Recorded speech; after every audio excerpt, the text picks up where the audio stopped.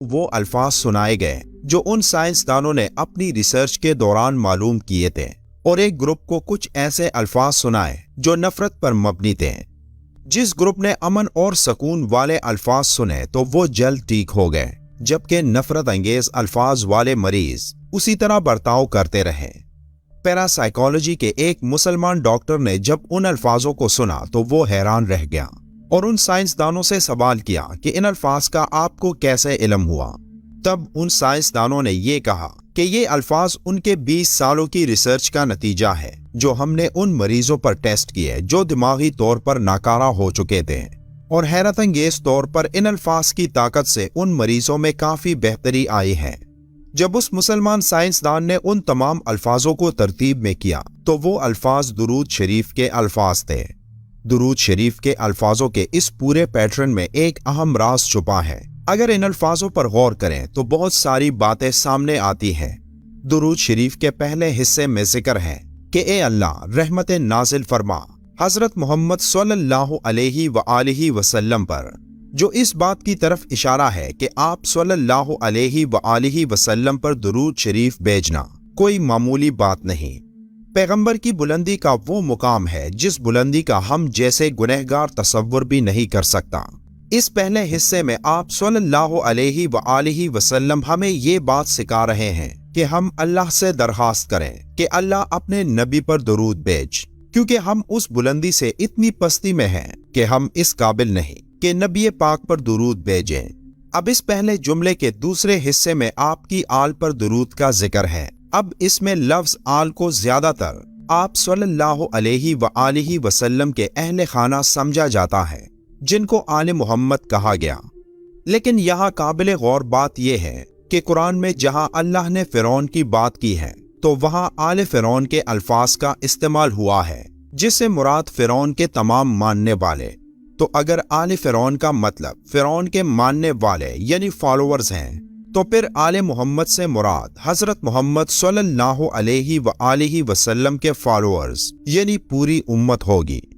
اس کی ایک اور بڑی وجہ یہ بھی ہے کہ آپ صلی اللہ علیہ وآلہ وسلم کو رحمت للعالمین بنا کر بھیجا گیا، تو یہ ممکن ہی نہیں کہ یہاں رحمت صرف آپ صلی اللہ علیہ وآلہ وسلم کے اہل خانہ یعنی خاندان پر بھیجی جائے، بلکہ اس سے مراد آپ صلی اللہ علیہ وآلہ وسلم کا تمام خاندان اور تمام امت ہے۔ اور جب ہم ایک بار درود شریف پڑھتے ہیں تو اس بات سے بے خبر ہوتے ہیں کہ ہم اصل میں پوری امت کے لیے اللہ سے نیکیوں اور رحمتوں کی درخواست کرتے ہیں۔ حضرت کعب رضی اللہ تعالیٰ عنہ سے روایت ہے کہ ہر روز 70,000 فرشتے مسجد نبوی اتر کر آپ صلی اللہ علیہ وآلہ وسلم پر درود بھیجتے اور آپ کے گرد اکٹھے ہو کر اپنے پروں سے ہر جگہ کو روشن کرتے۔ وہ سارا دن درود شریف پڑھتے اور شام کو واپس آسمانوں پر چلے جاتے، اور پھر شام کو 70,000 اور فرشتے اترتے جو صبح تک آپ پر درود بھیجتے، اور یہ سلسلہ قیامت تک جاری رہے گا۔ ایک اندازے کے مطابق آپ صلی اللہ علیہ وآلہ وسلم کی حیات مبارکہ میں 70 ارب فرشتے آسمانوں سے اتر کر آپ صلی اللہ علیہ وآلہ وسلم پر درود بھیج چکے ہیں، اور قیامت تک ان کی تعداد کتنی ہوگی یہ صرف ایک اللہ ہی کو علم ہے۔ یہ اس بات کی کلی دلیل ہے کہ اللہ اپنے آخری پیغمبر حضرت محمد صلی اللہ علیہ وآلہ وسلم سے کتنی محبت کرتے تھے۔ اس لیے ہمیں بھی یہ چاہیے کہ آپ صلی اللہ علیہ وآلہ وسلم پر ہر روز کم از کم 100 بار درود شریف بھیجیں، جن کے دنیا میں بھی اور آخرت میں بھی بے شمار فائدے ہیں۔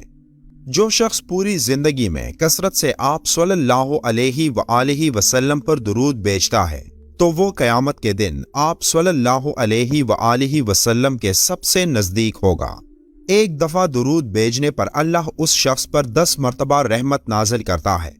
درود شریف گناہوں کی معافی کا ذریعہ ہے۔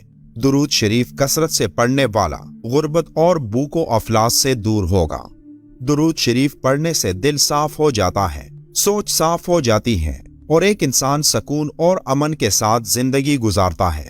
جو شخص درود شریف پڑھتا ہے تو اللہ دنیا جہاں کے غم اس سے دور فرما دیتا ہے۔ اگر ہم چاہتے ہیں کہ اس پوری امت سے یہ تمام غم اور مصیبتیں ختم ہوں تو اس کا ایک ہی حل ہے، اور وہ ہے آپ صلی اللہ علیہ وآلہ وسلم سے محبت۔ اس لیے درود شریف کو اپنی روزمرہ زندگی کا ایک اہم حصہ بنائیں، اور ویڈیو کے آخر میں بھی ایک بار درود شریف پڑھنا مت بھولیے گا۔